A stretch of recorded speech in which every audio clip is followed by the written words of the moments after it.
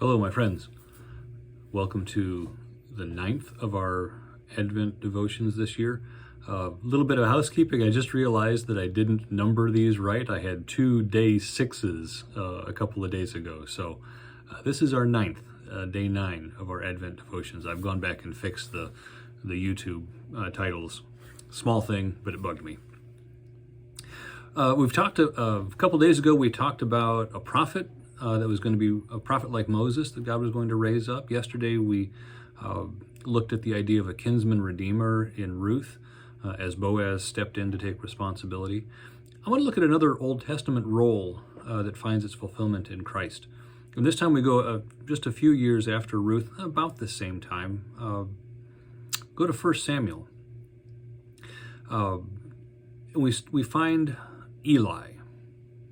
Eli is a priest that serves before God. Eli and his family, his 2 sons, are the priests that are serving at this time. And Eli seems to be a fairly faithful priest, but his sons, the Bible says, and I quote, were worthless men. Were not being faithful to the role that God had given to them. What is a priest anyway? A priest is someone who stands for us before God, who is sort of the intermediary, the one who intercedes on behalf of the people for God. This was Eli's role, but there was a problem. As I said, his sons were worthless. His sons were doing all kinds of unspeakable things, were not being faithful, were not being very honorable men. And so now,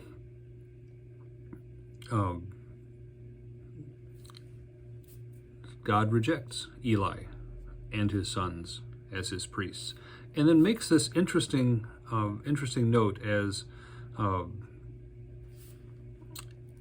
God speaks to Eli.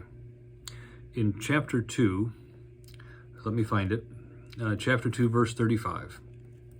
God's message to Eli, "And I will raise up for myself a faithful priest, who shall do according to what is in my heart and in my mind. And I will build him a sure house, and he shall go in and out before my anointed forever." There needed to be a priest. There needed to be a faithful priest. And if Eli and his sons are not going to be that, then God needs someone in that role. And so God raises up Samuel initially. And we have the story of Samuel. The next chapter is God calling Samuel, the 3 times in the middle of the night, and Samuel not knowing who it is. And Samuel serves as that faithful priest now. And we'll come back to him in a day or two as he serves under God's anointed one, who we can identify with David initially, immediately. David, the anointed king, the promised one. But even Samuel doesn't live forever. Other priests who are still faithful to God don't live forever. And yet this promise is that he shall go in and out before my anointed forever. This points us ahead a little obliquely, not perfectly, but this points us ahead to Christ and his role as a priest, as one who stands in our place, or stands in between us and God, who stands and intercedes for us with God.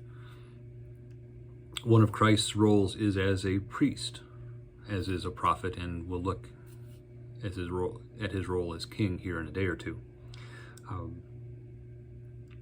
But here's a promise that there's going to be a faithful priest. Not just one temporarily, not just one for a while, not just a family that lasts for a while, but there's going to be a faithful priest to serve forever.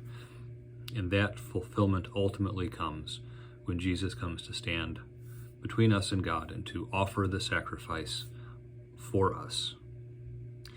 So, Christ is our priest forever.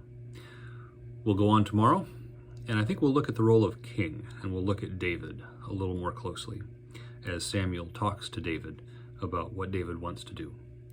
God be with you. We'll talk again tomorrow.